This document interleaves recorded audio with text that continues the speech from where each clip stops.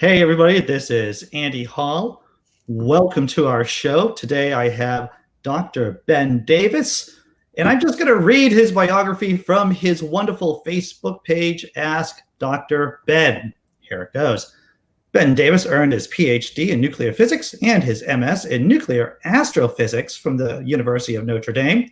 He then taught at the college level for several years on a number of technical subjects ranging from computer programming to mathematics to, of course, astronomy and physics. In the late 90s, he took up a career in software development, and he did a stint as an industrial controls engineer. He now works in the biometrics industry and homeland security. Interesting. Wow. As a lifelong fan of science fiction, his main avocations now involve learning from history, but looking to the future. Futurism and skepticism. Dr. Ben, glad to have you with me today. Glad to be here. Yeah. So we were just talking about you're in South Carolina. Things were going well regarding COVID-19, and then the bottom fell out of the tub, it sounds like. It did. It's a fairly, I'd say Greenville is a fairly young community. So a lot of people decided it was time to go to the beach. They just couldn't stay cloistered up anymore and sort of broke the discipline. And it's skyrocketed all of a sudden over the last 4 weeks or so. And, I'm sorry to hear that. Yeah. Well, of course, if we wanted to get right into my rant, we had a break just last week, and my big idea was to go to the Green Bank Observatory, which is where the Seti program is located now. Oh, really? I did not know that. So yeah, I was going to make a few phone calls and head up to Green Bank and try to get the backstage tour of the whole operation there, and of course, they're completely locked down for COVID. So, right. That went nowhere. They apologized. They sent me some materials or whatever, but they're like, no, we've actually closed the whole place down until January of next year. Wow. And of course, that's ironic to me because all of my students were going to the beach over the break. So it's like the one thing that's got like 4 people involved is still locked down, but the one thing that's got 100,000 people involved, everybody's going to and spreading this virus. Incredible in a horrific way. For people who don't know what SETI is, would you like to explain it? Absolutely. SETI is the search for extraterrestrial intelligence. It has historically been focused on radio telescopes because that's essentially the best way, that we have technologically to look for extraterrestrials. And they've had pretty limited success, but then in the same token, they haven't gotten a lot of funding either. I mean, they still, Congress still looks at it as a bunch of kooks looking for little green spacemen for the most part.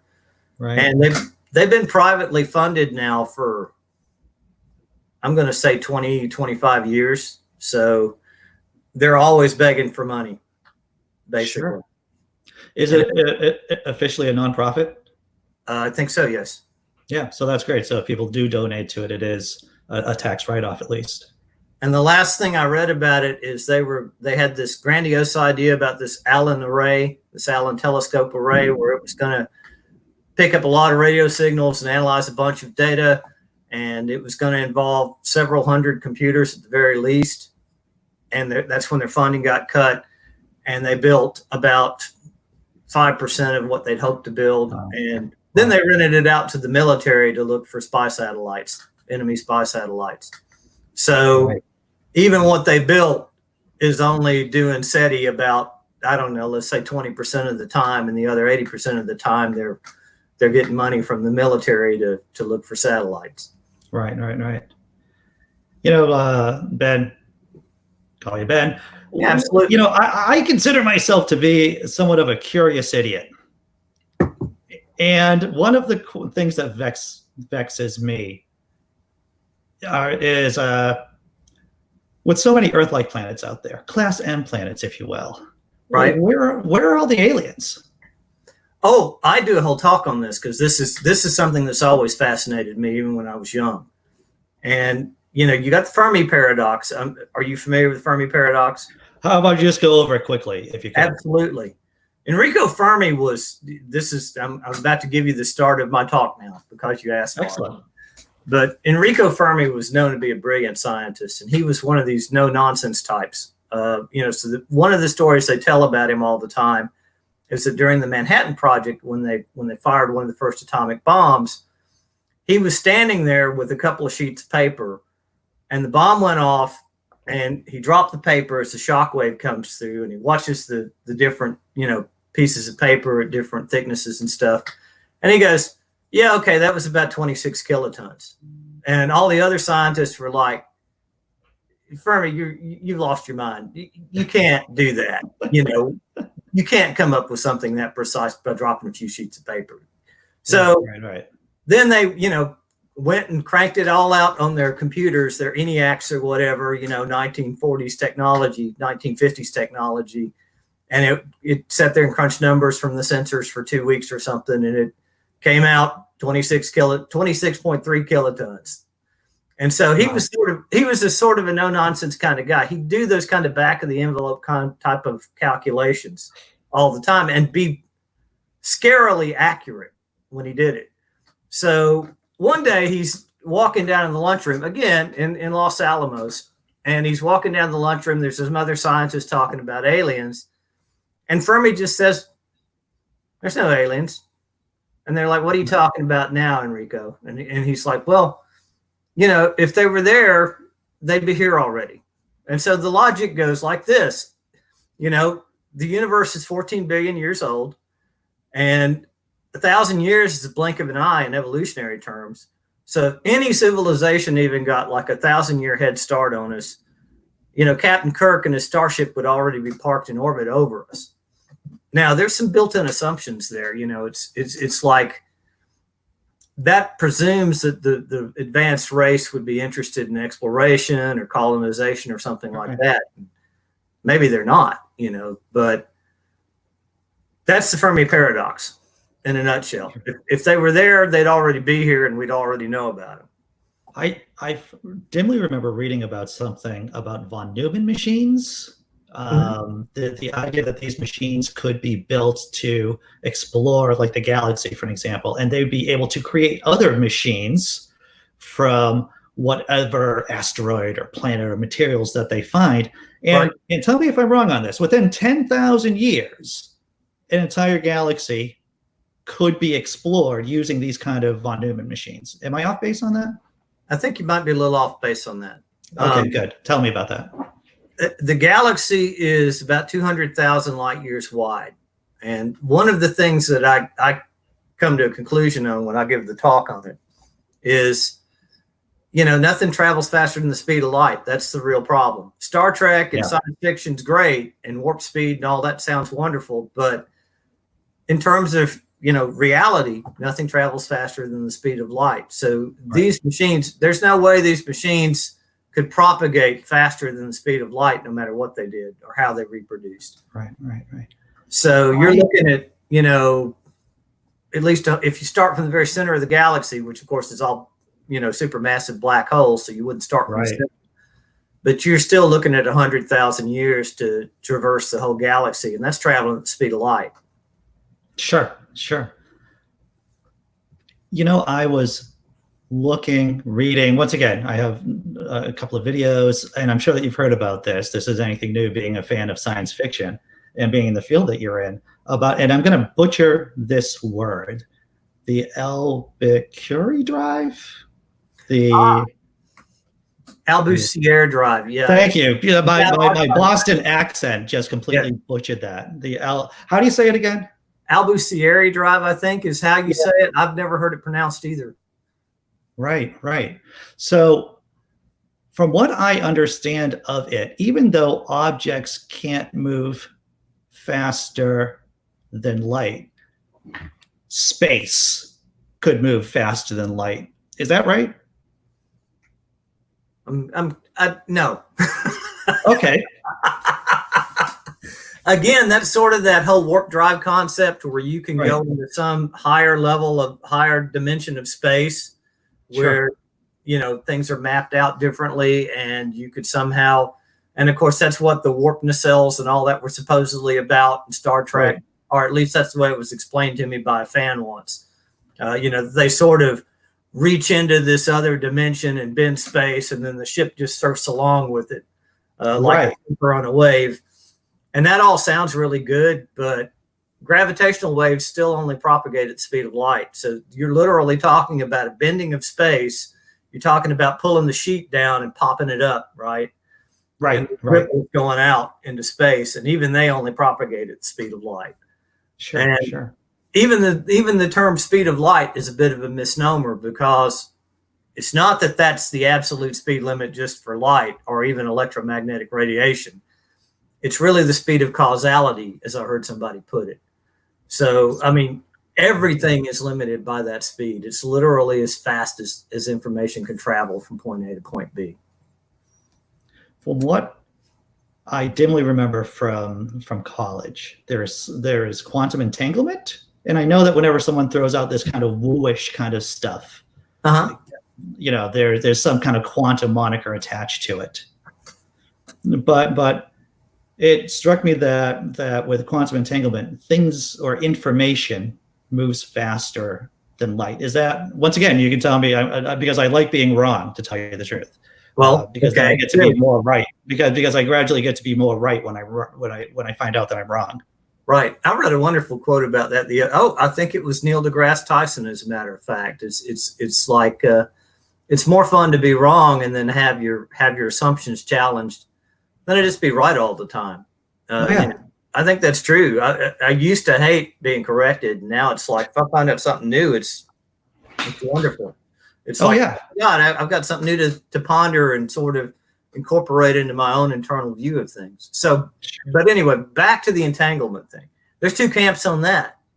I know that was a shocker to you, and I'm in the other camp. So, because I've looked into it, I get asked about this on Ask Dr. Ben all the time, and here's how I put it: like, you've got a coin, and you flip the coin. Now, you don't know whether it comes up heads or tails, and you don't care. You hand that off to somebody else, and they cut the coin down the narrow axis. They actually cut the coin in half so that you got heads on one half of the coin, you got tails on the other half of the coin. They give you half, they give your friend half, and he gets in a starship and goes that way, and you get in a starship and go that way. And one of you's got one half of the coin, and the other one's got the other half of the coin. And so you go for 2, 3, 4 light years out, and you finally look at the coin and you go, okay, it's heads. And so you instantly know that the guy 8 light years away from you has tails. Is any information actually passed, though, in the fact that you've looked at the coin and you've seen that it's heads? And more importantly, is any information passed that can be useful to you, like some sort of Morse code to, send signals at faster than the speed of light? Right. Because one thing that entanglement doesn't tell you is when you do the measurement, it doesn't tell you that your friend did the measurement. And now you can look at the coin and you know the answer. So you can do the measurement whenever you want to. He can do the measurement whenever he wants to. And when he gets the answer, then he knows the opposite's got to be true for the other guy. But there's still no real information carried in that. No more than what you had than when you first started off. Sure. I understand, or I think I understand. So it sounds like that there is some kind of event that happens before the actual measuring of the event. So it only appears as though there's been a transfer of information. Right. And then you get into all kinds of, discussions about, does the act of measurement, actually do something when you view it?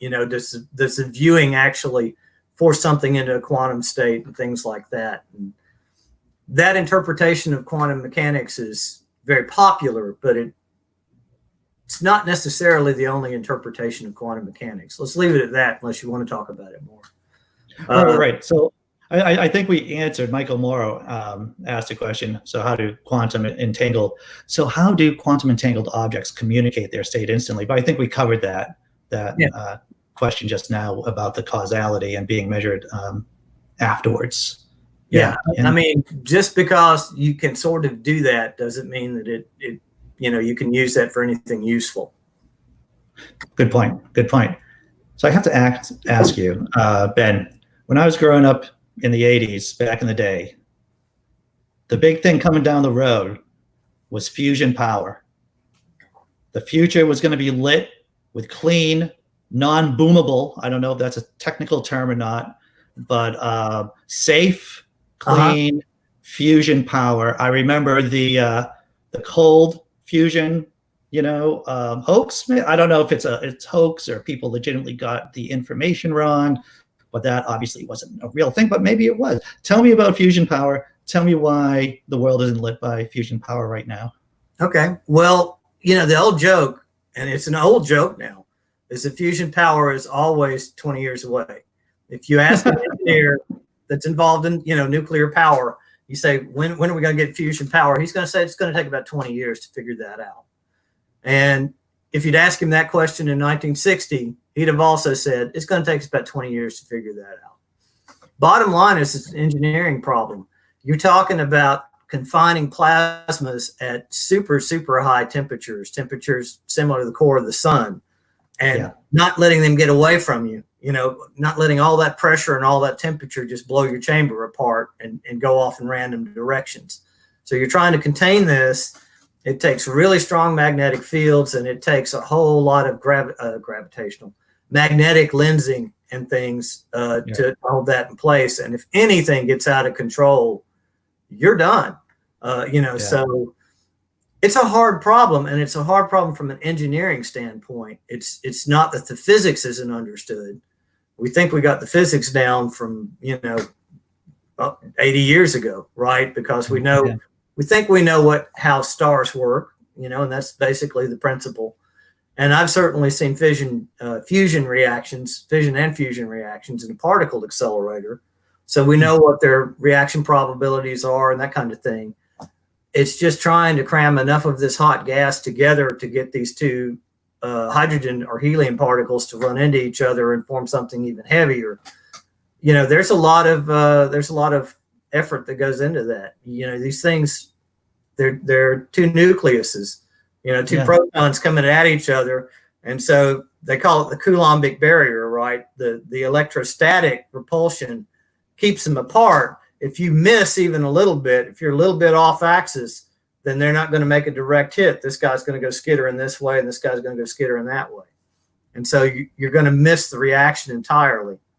And so you got to have a lot of atoms. You got to have them all at really high energy, and you got to hope some of them, hit dead on and get that fusion reaction for you. And then you got to get enough of them to have that fusion reaction in any moment in time to keep the process hot, keep it going. Not easy, not trivial. And every time somebody thinks that, they've got it or they've got a way to do it, it turns out to be harder to just do than anybody thought. Right. So it sounds like it's possible to do on the small scale, but to once again scaling it up and making it commercially viable sounds like it could be 20 years away. Who knows, right? It's probably 20 years away. It's only 20 years away. But and they do it all the time on a small scale. I mean, not just with particle accelerators, but they can find a bunch of hydrogen in a pellet, for example, and shoot it into a chamber and then hit it with lasers from all sides. But, so they do it a lot of different ways and prove that it's doable, But the problem is that they can't have a sustained reaction. They can't get more energy out than they put in.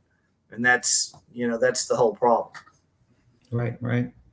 I remember reading about the Russians creating floating fission reactors that they were going to sell to other countries. Is this true? Are they still doing it? And what are the issues involved with that, if it is true?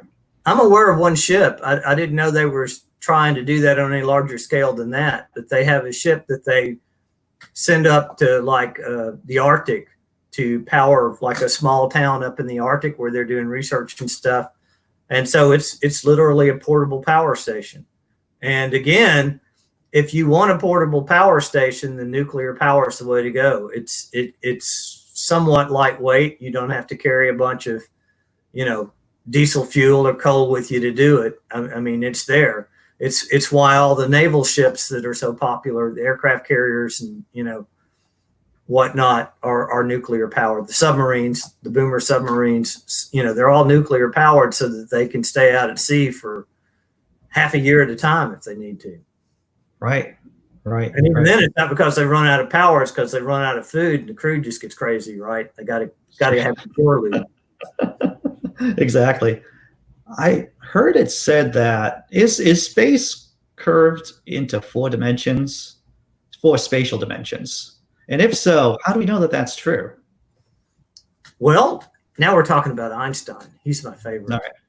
Oh, good, excellent. Some people still talk like Einstein, sort of. Is he's done. He's old school, and he's kind of boring now. But man, if you can figure out what Einstein came up with, you're doing something. I've been working on it for 30 years, and I still don't understand it as well as I'd like to, just for my personal edification.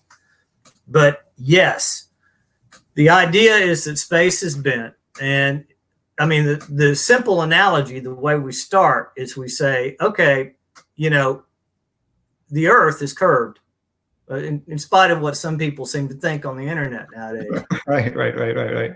So you can go in what you think is a straight line on the surface of the Earth. If you've got a nuclear powered plane or something, right, and you can stay up in the air forever, you can go in a straight line, and at some point you'll come around, you'll end up where you started. And that's a 3-dimensional curve in 2 dimensions, right? Yeah. So you can extend that same idea to 4 dimensions. You can say that 3-dimensional space is curved, and it's got to be curved in a 4th dimension, right? So it's hard for us to imagine things in 4 dimensions, but it's exactly the same concept. You can get in your starship, you can go in a straight line, and in this case, you'd be having to go warp 1000 or something. But at some point, you'll come right back to the place where you started, even though you think you're going in a straight line. And it's the fact that space has curvature that's what makes gravity possible. So yes, I do know that. Yes. And that's the thing that makes it interesting, is this whole curved space thing. It's what actually is the driving force behind gravity. So mass tends to cause space curvature, and then space curvature tends to tell mass what to do, like go around in a curve when a satellite comes close to a planet, right? Or an asteroid comes close to a planet. So the funny thing about this is the math is beautiful. And I've got to be careful. I'm going to start on another rant here, right? All right, that's fine. We have time for rants. It seems like this is somebody's just imagination gone wild. But the math behind this is gorgeous. And it's, again, you can spend 10 years just studying the math behind this and how it's done. It's a particular form of calculus. I'm trying to think of a term, and it's not coming to my head. My brain just took a trip to the Bahamas there for a minute. Differential. Shoot. Anyway, it's differential geometry. There you go. That's the word. Geometry. It's the word. Geometry. Differential geometry. And the crazy thing, mathematicians don't always get the props they deserve sometimes. And I could never be just a pure mathematician. I have to see something actually be useful before, I actually get interested in it. If it's super, super abstract, then I can't do it. But there were mathematicians that figured out this differential geometry stuff long before Einstein ever came along. And he basically went and hung out with him. He wrote his theory of special relativity, and then he basically went off and hung out with them for 10 years so that he could do this whole space curvature thing, work out the math for it, and prove that it really does have a physical reality to it, that space actually does curve. Right. Now, the other thing that's fun about this is curves in what? Is there a 4th dimension it curves in? And I think what we've come to realize is that 4th dimension is time. And, so you don't normally think of time as a spatial dimension, but time is just another dimension that we crash into all the time at the speed of light moving forward. and we don't experience it the same way as we do the other three dimensions. But that's where the curvature comes in, is you're curving through time and space. Interesting. Yeah. I never wrapped my mind around the fact that time, space, time being a spatial dimension. Yeah. We have a question from the chat from Nate Natural Atheist. How do, I'm going to butcher this term, Peltier modules work? Pellettier modules. Did some work in those way back when. Peltier devices. They're solid state, electrical devices, and they actually carry heat from the front side to the back side, along with the movement of the electrons, the voltage in them. I don't actually remember exactly how that works. I really dove into the theory when we were talking about using them for a customer order display we were building that was going to be outside all the time. So I was keenly interested in them in a while. But you make a voltage, they're like diodes, and you make a voltage across them, and there's a little bit of current flow. And the trick is to minimize the current flow and get the heat and maximize the heat transfer. But the electrons run along the hot side, if you will, and then they feel this voltage, and they're suddenly thermally excited as well as feeling this voltage. So they carry that thermal excitation to the other side of the plate. So they cool down. That would actually be the cool side now that I think about it, right? Mm-hmm. So they cool down the side that has the thermal excitation on it and carry that heat to the other side and lets it radiate out into space in the opposite direction. Huh. Well, I think that answered the question very nicely from my non-technical, and I had no idea what one of those things were 2 minutes ago. I hope it answered the question, because that's as much as I remember about it. Fantastic. Every once in a while, we're talking about the curvature of space-time, time being a spatial dimension, block time. The idea that there is that in a certain way, events are like things in what we would consider to be space. In other words, that the past, the future, now, and once again, I don't want to get into woo-ish areas, but I didn't know if you had any thoughts about the idea of time being basically in a block or space, or maybe I'm just like rambling here right now. Like little frames in a movie, Yeah. Well, I think that goes to the Planck length and the Planck time. I'm sorry, Planck length and Planck time. My original physics professor was from Austria, and he always called the guy Planck, and I assume that was a proper pronunciation, but we all talk about Planck now. So okay. So yeah, there's some granularity there on some level, but it's super, super low level. I mean, we're talking about, femtoseconds or below. So okay. I don't know much about that other than, there's probably some, just like space has to be divided up into some little minimum amount of slices, there's some minimal amount of slices that time can be divided up in as well. Right. Especially if you consider time to be just sort of a special, spatial axis that we crash through, all the time. All the time. I see what we did there. Right. That we constantly crash through at the speed of light. Right. And so when you speed up spatially, all you're doing is you're taking that vector in time and you're rotating ever so slightly out of that velocity vector that goes along the time axis into a spatial axis, and you're getting just a little bit of component of that vector in the spatial axis when you start moving. So that's it's crazy as that sounds, that all works, and that's what I've gotten out of relativity. Another question from the chat, Michael Morrow. How about black holes, quote, evaporating, although nothing can escape a black hole? Does that have something to do with Hawking radiation? Am I close on that? That's exactly what we're talking about, is Hawking radiation. So you take this idea of quantum fluctuation and you say an antiparticle and a particle can instantaneously come into existence. Yes. And if you have this antiparticle and this particle come into existence on the edge of an event horizon for a black hole, then half of it can fall into the black hole and the other half of it can escape. So that's how black holes can evaporate. When they stop consuming all the stars and things around them, they can actually lose mass over time due to this Hawking radiation. And for me, it's kind of like, well, how does that work? Because half the time the antimatter would fall in and the other half the time the matter would fall in. And it seems like net, you wouldn't get anything. But because you do have particles coming off of this event horizon, that's like energy's being carried away from the black hole. If energy's being carried away from the black hole, then it's evaporating on some level. Right. So it's actually at the event horizon, and that's where the yeah, it's always very close to that boundary. So one particle escapes, one doesn't. Sure.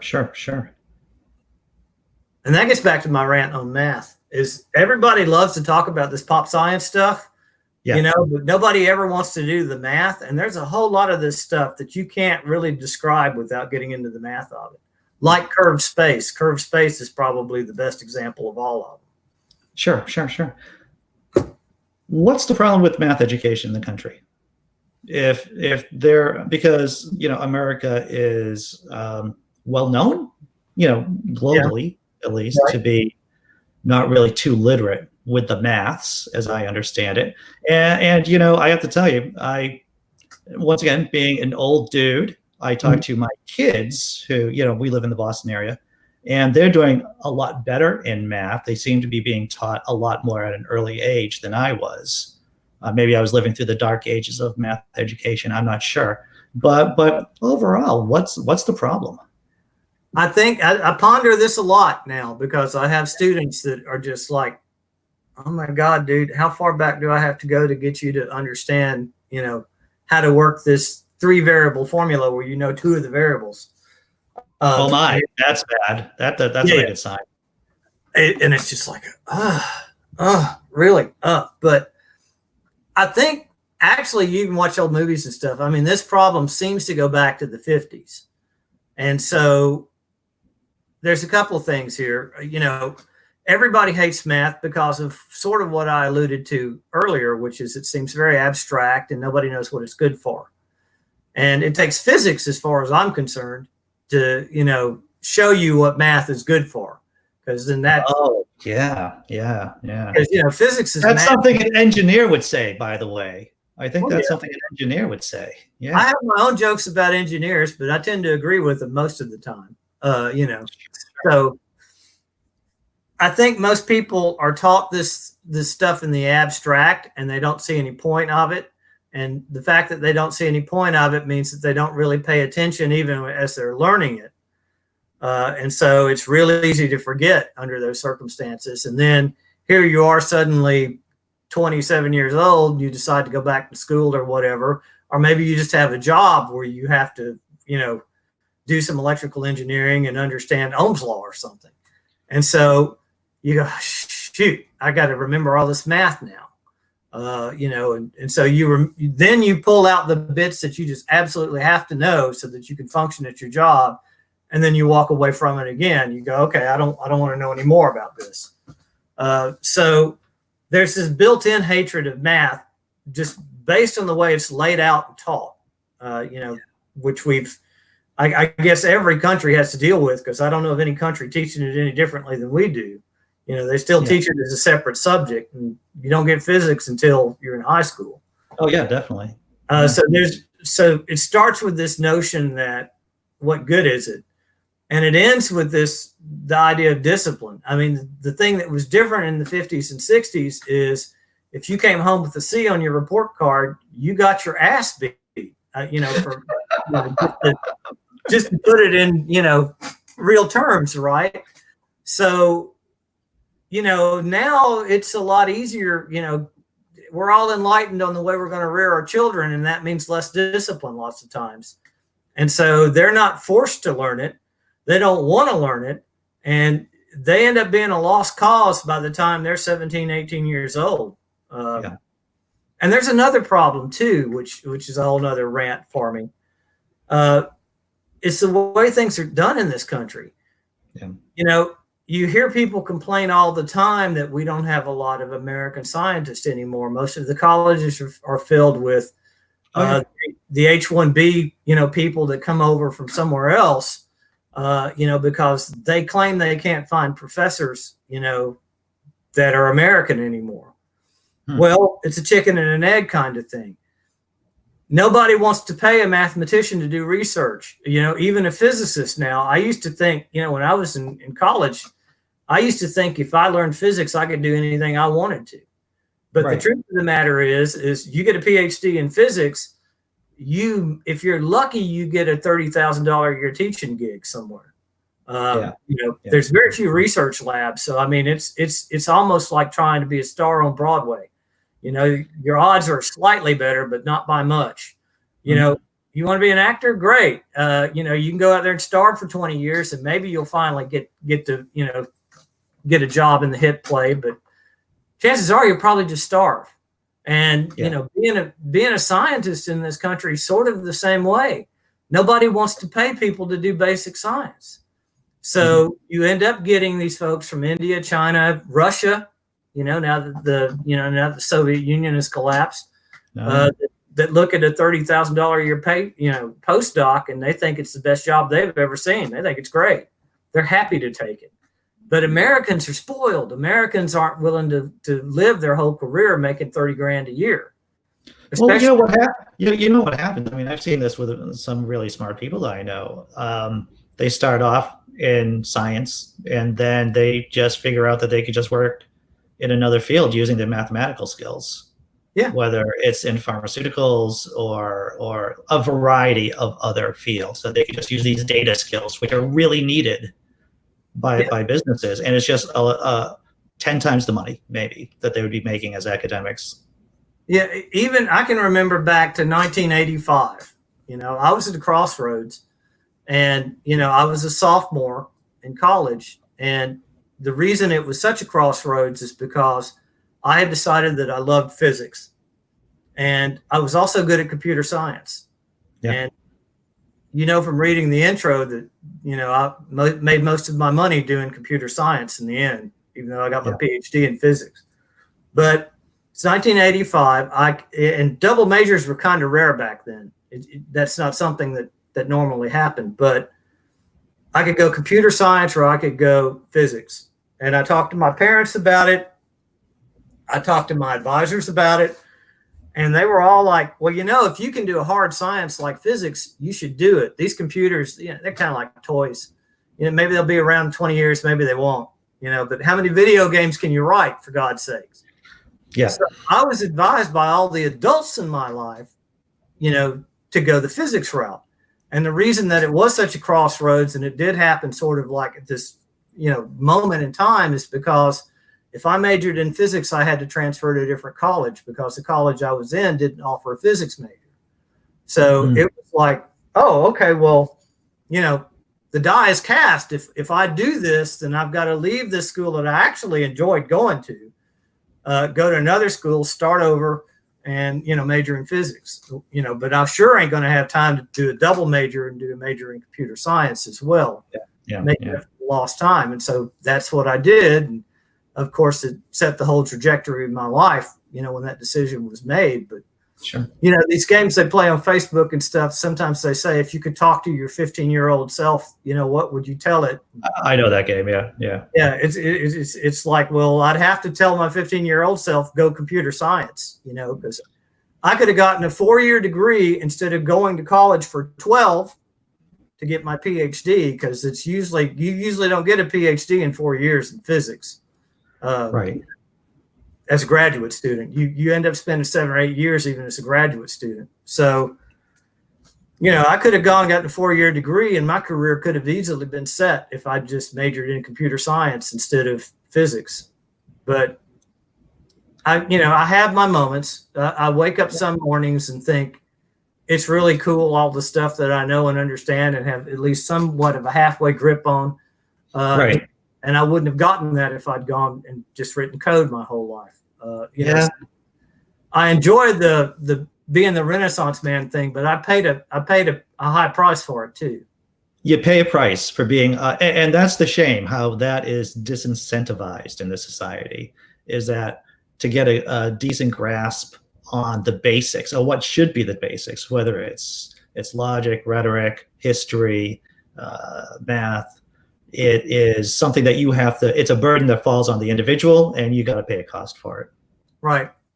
And, and again, it's the American way. We are very short-sighted in this country. So until somebody figures out a way to make money off of something, it's worthless to management for the most part. No. Yeah. Someone from the chat, Natural Atheist, it's crazy how ball players can make ridiculous amounts of money and teachers have to get a job at the local bar to make ends meet. It's true. Yeah. It's so I have a question. Maybe this is an unfair question. Which would be better, easier to terraform, Mars or Venus? Oh, I think Mars would be definitely easier to terraform. All right, talk about that. Yeah. Venus is just, it's, God, what word do I even use for it? It's just it's hell. It's super hot.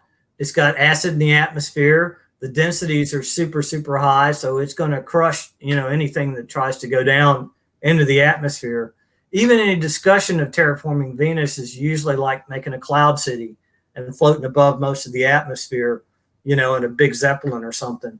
Which again, if you're floating in the air, as it were, and you're trying to live your whole life that way, there's some pretty obvious pitfalls to that. If your balloon loses air and you crash to the earth, then it's going to be a bad day for everybody in that town, right? Right. So Mars, the biggest problem with Mars is that it's got a super, super thin atmosphere. Most people don't realize just how thin its atmosphere is. Right. And it's certainly, that's one of the things about The Martian, that the movie The Martian, that kind of put me off, because they acted like the atmosphere was a really big problem, and it's like 0.03% of the Earth's atmosphere or something. So it's like you'd never have a windstorm like they were talking about. Interesting. I did not pick up on that. Pardon? I did not pick up on that when I saw the movie.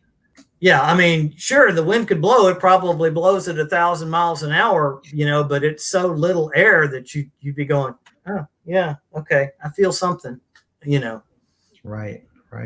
So the biggest problem there is you can land on the surface. You do have materials that you can mine and make use of, because wherever you go, that's the first trick is being able to live off the land, as it were, at least in a technical point of view.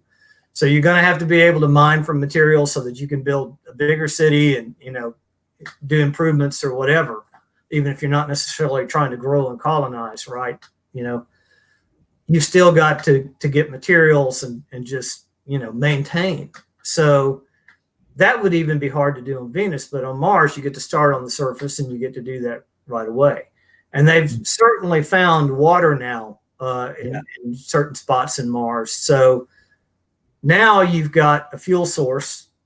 You've got solar energy that's reasonable. You can bring a nuclear reactor with you, even though people love to hate nuclear power now. You can thank Chernobyl for that. But when you were talking about clean, safe energies, nothing still beats nuclear, even though it's got a bad rap, because of a few things. But you can certainly start off at a point where you can build on at Mars a lot easier than you can in Venus. Right. And so you melt that water, you get water vapor in the air, you start mining the rock, you start baking the CO2 and all of the other gases out of the rock that's trapped in it. And you can sort of get to work on rebuilding the atmosphere of Mars. Getting rid of all the acid and all the other bad stuff in Venus's atmosphere, what are you going to do with it? How are you going to get rid of it? So it's almost like you're starting with too much there. So it's not building on it; it's trying to get it sequestered in some way. Now, on Mars, creating an atmosphere, would you always be having to pump new material into the atmosphere? From what I understand, and like I said, I don't have a perfect understanding of almost anything, Ben, is that Nobody Mars doesn't really, does. nobody, You know, right. it's refinement on, I mean, I don't understand everything perfectly either. So Mars has very little or no magnetosphere, which protects the atmosphere from solar wind, basically. Mhm. And from what I understand is that the water that was on Mars just kind of dissipated into space because of the solar bombardment. Am I off base? Am I Not on at all. point? No, I mean, well, it's not just solar bombardment. It's the fact that Mars is physically smaller than the Earth, and I think it's about 3/10 the gravity. So, you know, as I understand it, again, I don't have perfect understanding of this either because this isn't exactly my thing. You know, but as I understand it, Mars had an atmosphere, you know, at one point 4 billion Yes. years ago. And that atmosphere just sort of slowly evaporated off into space because at 3/10 of the Earth's gravity in the upper atmosphere, the thermal energies were enough that the air molecules could individually achieve escape velocity. So just like water evaporating into the air, the whole atmosphere of Mars was slowly evaporating into space, one atom at a time, just because the thermal energy, the heat of the surface was enough to cause these molecules to get escape velocity and shoot off into space to go somewhere else. So yeah, then of course the planet cooled down. Again, it's physically smaller. So the core froze up solid and you lost your magnetosphere. Now you got the solar wind making it even worse, blowing whatever was left away, you know, even further. Even if it might have been in a high orbit, it might have actually fallen back down at some point. You know, Right. solar wind comes in because there's no magnetosphere, and then you've got this constant push out into deeper space. Right. Well, that definitely deepens my understanding of what happened to Mars, how things went sideways there. Oh yeah, it just wasn't big enough to be a sustainable planet. And from that point of view, you know, even if you go back and terraform it and recolonize it, you know, and put life back on it, there's going to take some sort of maintenance to keep it that way. Right. Yeah, that's what I thought too. Though that's what it struck me is that there'd always have to be some kind of upkeep, so it doesn't kind of go back to its what I guess its natural state now. Yeah, I mean, it probably took 1 billion years to get to that state. So, you know, once you got it back to a reasonable state, you'd probably at least have, you know, a few thousand before you had to worry about it again too much. But good point. You'd still have to do some sort of maintenance there. You couldn't just get it for free forever. Right. So here's another question from the chat that was a while back. I think it's the right time to ask it now. What do you think about the schools opening this year in the fall? And to tell you the truth, you know, like I said, I have a kid who's in school right now, and I was thinking crazy thoughts. Even though I'm in Massachusetts and it's relatively safe right now, I don't know what's going to happen in the fall. And I'm worried. That's what I am. I'm worried. Yeah, it doesn't matter where you are. We've let this coronavirus thing get out of control. You know, it's just a matter of time before we all get exposed to it. And so now the only trick is to try to keep the ERs and the ICUs and the hospitals from being swamped at any given moment in time. Yeah. There's two forces here, and I can easily see them in play. You know, because even though you read in the bio, I still do biometrics. So I actually am semi-retired now, and I'm a teacher. Well, congratulations.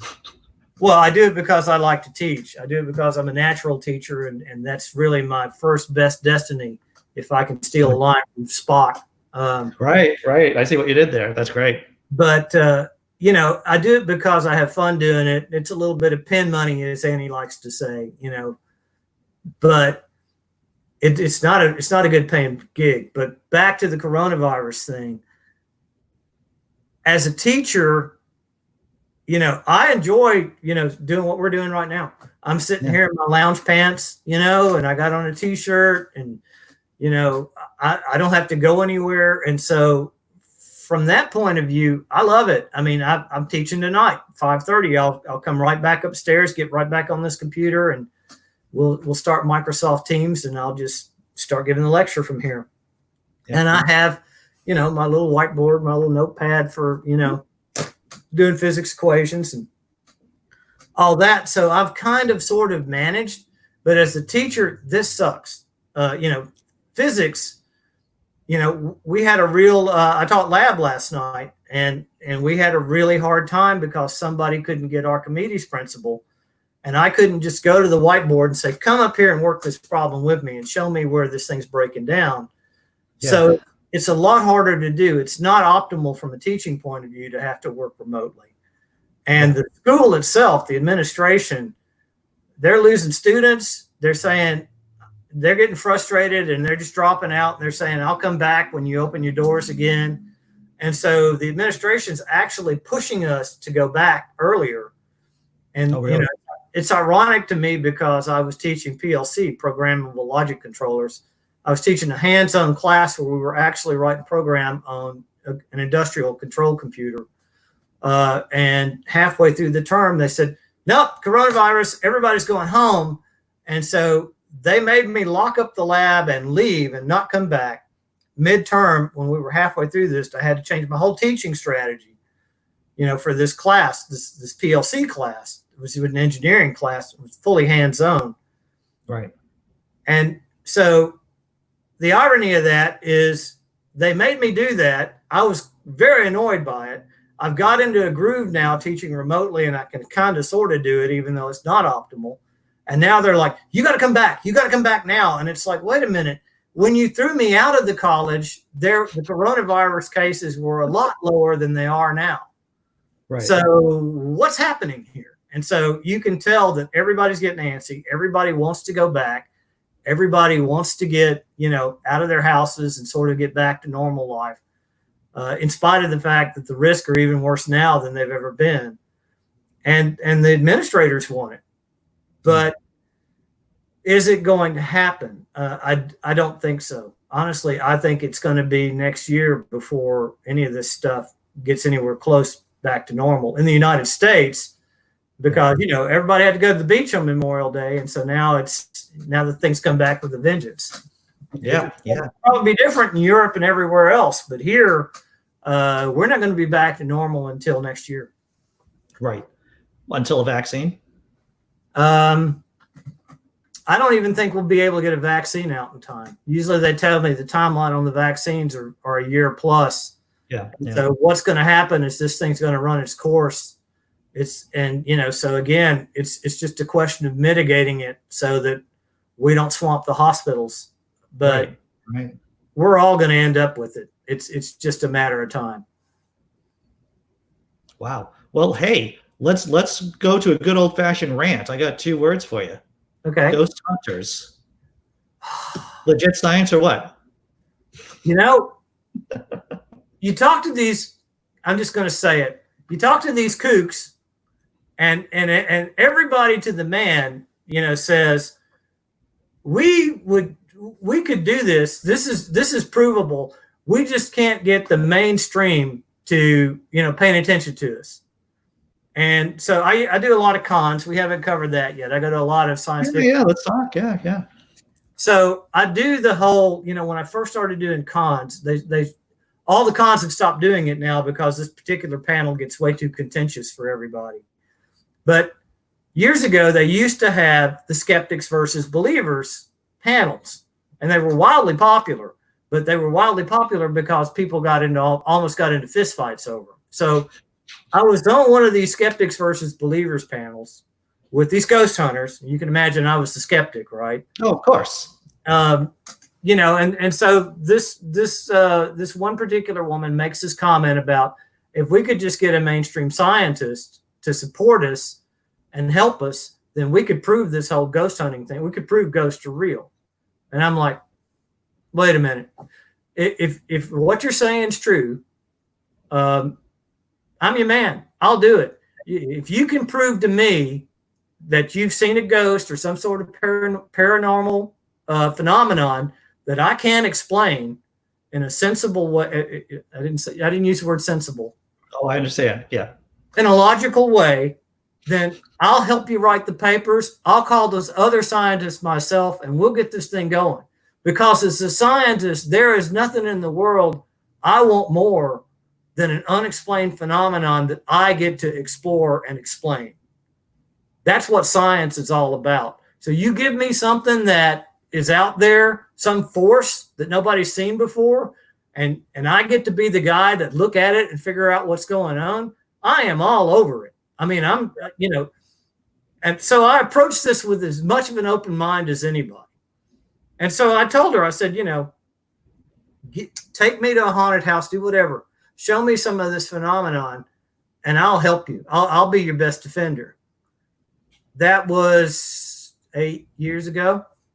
And and the other thing is they even asked, they said, what if it's just a cold spot in the room that nobody can explain? What if it's not a ghost, but just a cold? It's like, no, you got anything like that, show it to me. And if I can't figure out what's going on, I will be calling up my science buddies, and we'll all be looking at it. And so that was 8 years ago. I know this is going to come as a shock to you, but I never heard back from her. I'm shocked. Now, I've had another. I've told that story a lot over the last 8 years. So I've had other ghost hunters say, "Well, come with me. I'll show you something." Blah blah blah. And we even kind of started a ghost hunting thing at the college. Guess it was about a year back when we started that. Extracurricular, not tied to the school or anything like that. Yeah. But it was me and a psychology professor that were going to go out there and do that.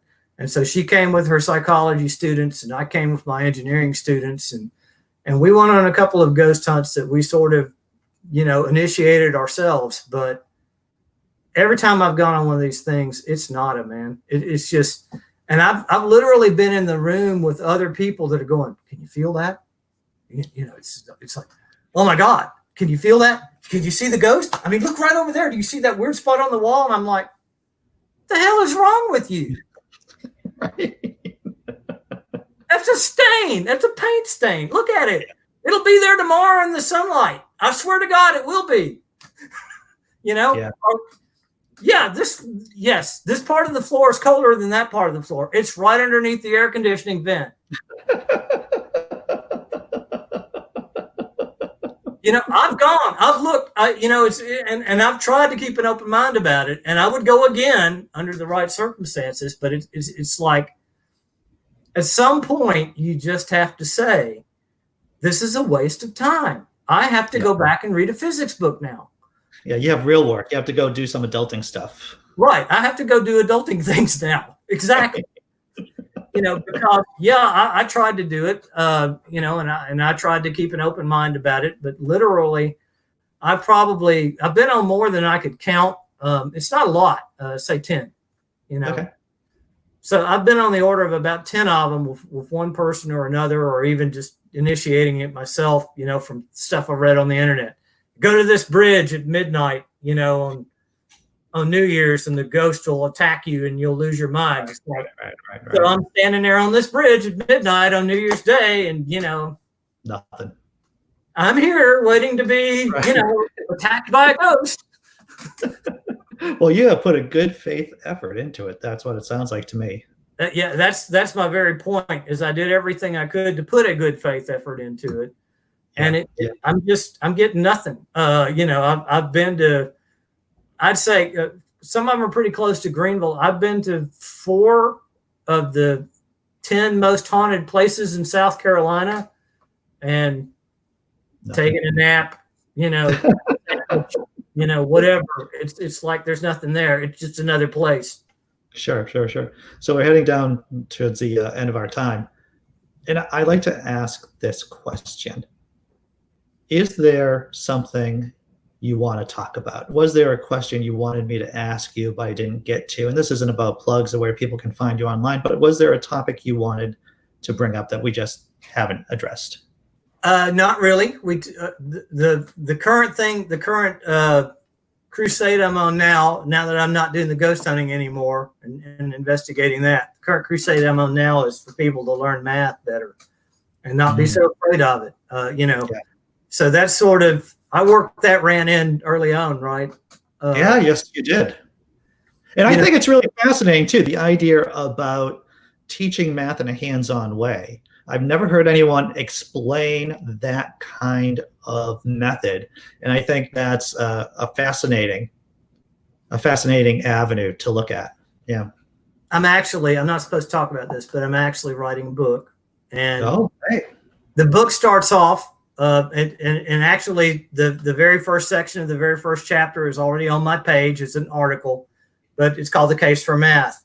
And I actually tell the story about how I was a C student in high school. I didn't care about school. I didn't care about anything academic. And I damn sure didn't care about math.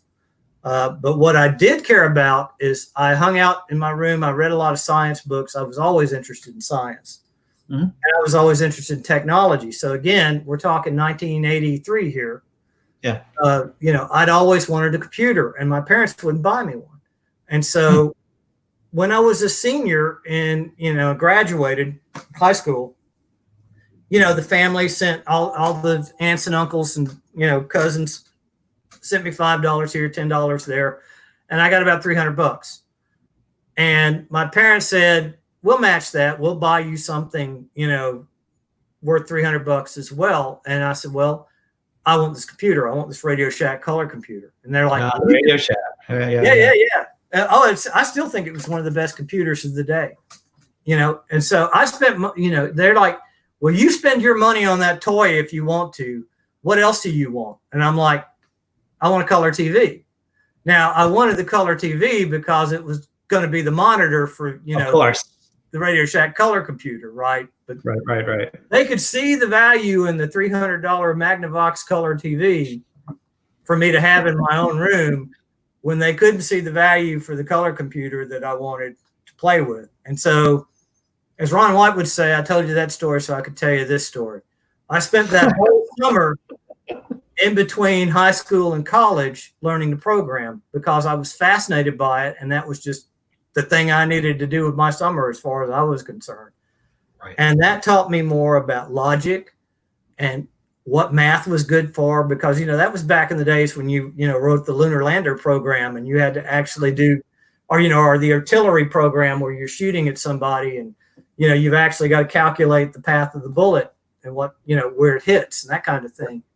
And so that taught me more about approaching things in a logical step-by-step way, learning the program in a logical step-by-step way and using math to do it than any class I ever took. And suddenly, in that summer from high school to college, I went from being the C student to the guy that, all the other students came to help them with their homework in computer science and physics class, my freshman year of college.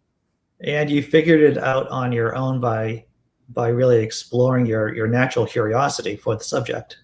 Well, you can lead a horse to water, but you can't make him drink. And that might be the biggest epiphany of this whole talk, is that nobody's ever going to get it good at anything until they decide they want to do it. Yeah. As the father of an 18-year-old boy or man, or my son, I totally agree with that assertion right there.